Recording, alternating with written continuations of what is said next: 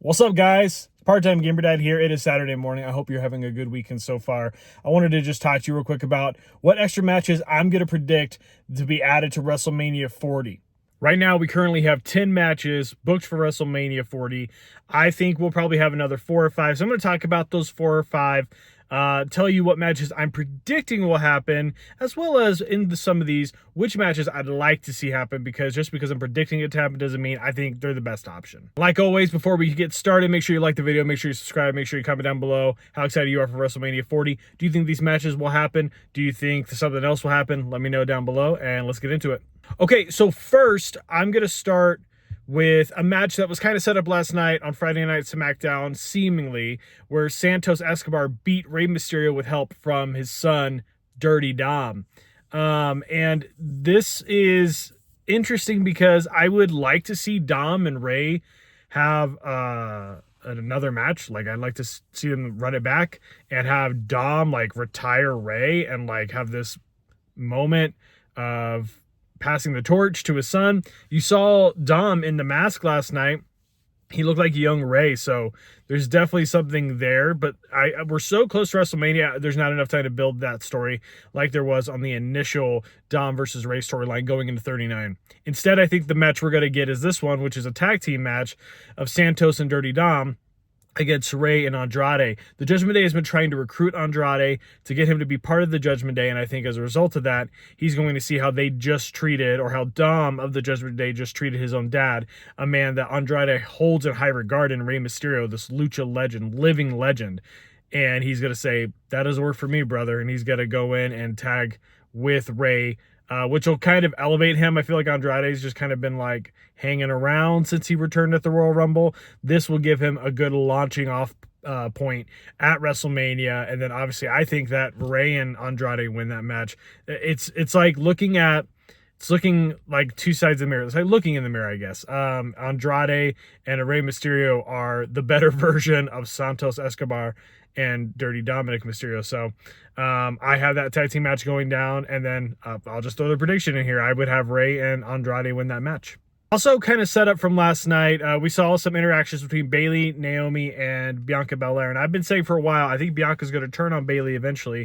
I think we're going to wait until after WrestleMania, because they also made an announcement last night that Jade Cargill has signed with Friday Night SmackDown. So I think where we're going to go that direction is, I don't think we're going to have a women's tag team title match. I think we're going to have a 6-woman tag team match, and it's going to be Damage Control. So Kairi Sane, Asuka, and Dakota Kai against Bianca Belair, Naomi, and Jade Cargill, which would allow Jade Cargill to do really well. I think that she would perform well in that kind of environment. It protects her while getting a huge name like Bianca Belair on the card. Of course, it's a downgrade from where she's been the last couple of years, but still, I think a prominent enough role in helping lead Jade to a victory over Damage Control. But Jade being like the featured attraction will start to eat at Bianca even more, and I think we'll slowly see that heel turn start to take formation over the next few months, until eventually we do get to like Jade versus Bianca and or Bayley versus Bianca for the title down the road.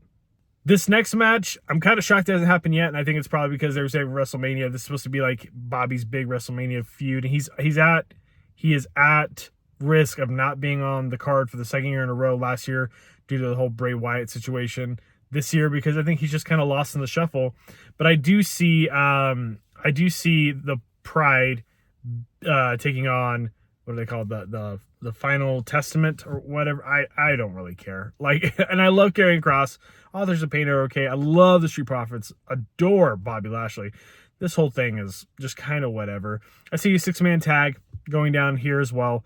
And in this case, I would probably have the Pride win, because Bobby and the Street Profits are like huge. They're way over. They're just kind of lost in terms of creative direction.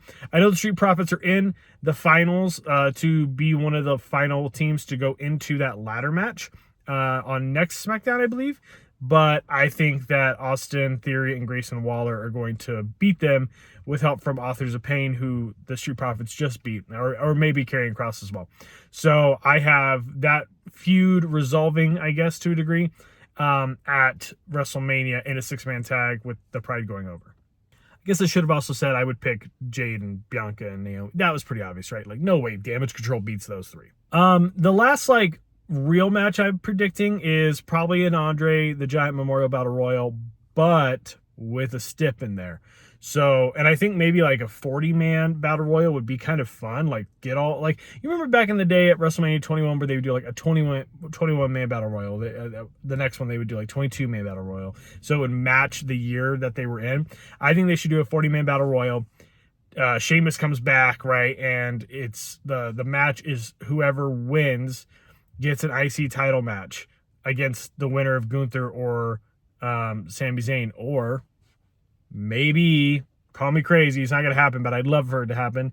They get inserted into that match between Gunther and Sami Zayn, and then we get the triple threat with Chad Gable included. But I think have a Andre the Giant Memorial Battle Royal armbar. We'll just call it armbar. Do an armbar. And then have Chad Gable win it, and then have him go on to wrestle for the IC belt and win it, and like finally dethrone Gunther and put Gunther into the main event scene over the next few months. Bash at Berlin, maybe he's taking on Cody Rhodes for the WWE Championship, or he's going after the World Heavyweight title against CM Punk if Punk comes back and beats Drew McIntyre, whatever it may be. But I think that's a really realistic one. Obviously, we've had it every year, and I think it could happen again, and I would have Chad Gable go over. The last one that I have in here is a pipe dream, and it's really just to like have fun. It's a really random one, but I read reports that Undertaker, John Cena, and Stone Cold Steve Austin are all confirmed for WrestleMania. So we're gonna take one of them and throw them into a match, but then even beyond that, like let's go one step further. And let's just make the most ridiculous match that we absolutely can. So this one's not even a legitimate, a legitimate prediction. This is just for fun. I'm going to just say a triple threat match between Undertaker, Stone Cold Steve Austin, and John Cena. And we have the greatest match, the worst match between the three greatest of their respective generations. And it's a train wreck, and it's bad because they're all old and broken down. And then, why don't we just say Stone Cold Steve Austin thunders John Cena to win? There you go. Not going to happen, but would be pretty funny and kind of ridiculously fun if it did happen. Listen, this WrestleMania is extra large. We got to make sure we go all out. Let me know which matches you think we're going to see, and also the matches that you'd like to see. I would have rather seen like Bianca versus Jade instead of a 6-woman tag. Maybe that still happens. Like I said, I would have rather seen Chad just inserted into the Gunther Sami match. And I'd rather not see a battle royal. I'd rather see a match with stakes, like, you know, a number one contender, like singles match. I think that would be really cool. We haven't seen something like that in a long time on a pay-per-view or a PLE. Make sure, like I said before, let me know in the comments below what you hope happens. See you soon.